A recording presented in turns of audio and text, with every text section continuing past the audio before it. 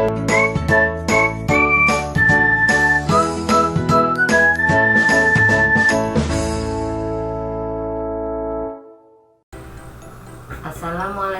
warahmatullahi wabarakatuh. Apa kabar anak soleh-solehah? Mudah-mudahan Anda dalam keadaan sehat ya. Materi IPA kita kali ini adalah sumber bunyi dan perlambatan bunyi.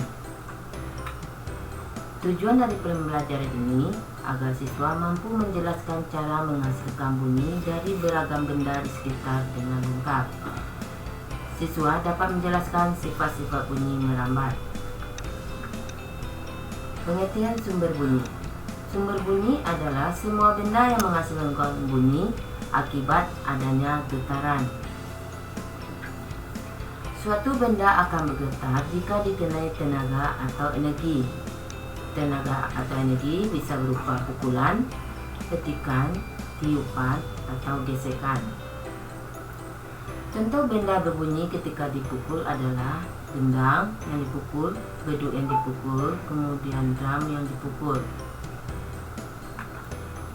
Contoh benda berbunyi ketika dipetik adalah arpa, gitar, dan kecapi. Contoh benda berbunyi ketika ditiup, contohnya trompet dan harmonika. Contoh benda bunyi ketika digesek adalah biola. Getaran akan dipancarkan melalui media perantara berupa udara sehingga dapat diterima atau didengar melalui indera pendengar, yaitu telinga.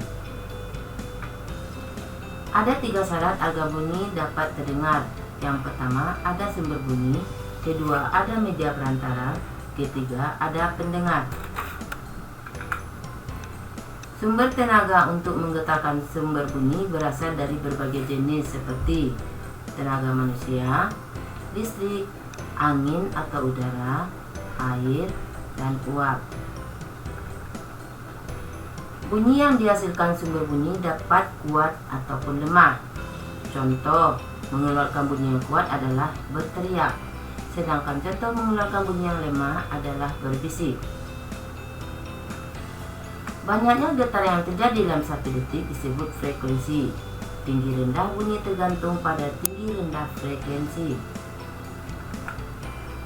Bunyi yang frekuensinya teratur disebut nada. Kuat lemah bunyi dipengaruhi oleh besar kecilnya simpang getaran. Besar kecil simpang getaran disebut amplitudo. Bunyi atau suara dapat terdengar karena sifat bunyi dapat merambat ke tempat lain. Getaran merambat ke segala arah sebagai gelombang bunyi. Oleh karena itu, bunyi termasuk salah satu bentuk energi. Energi bunyi berasal dari getaran-getaran yang dihasilkan sumber bunyi.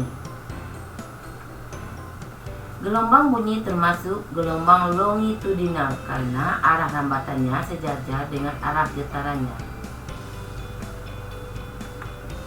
Agar dapat merambat, getaran memerlukan zat perantara.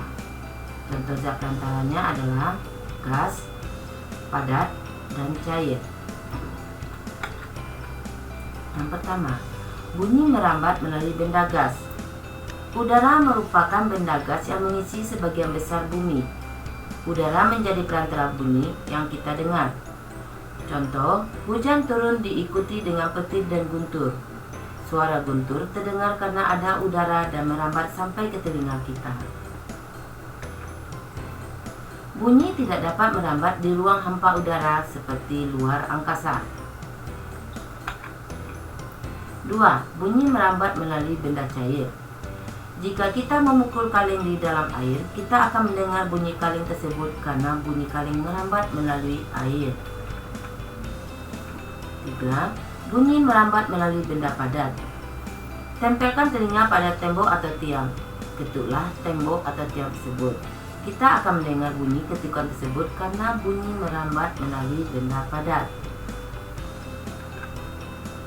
Dari ketiga media tersebut, bunyi dapat merambat lebih cepat melalui benda padat.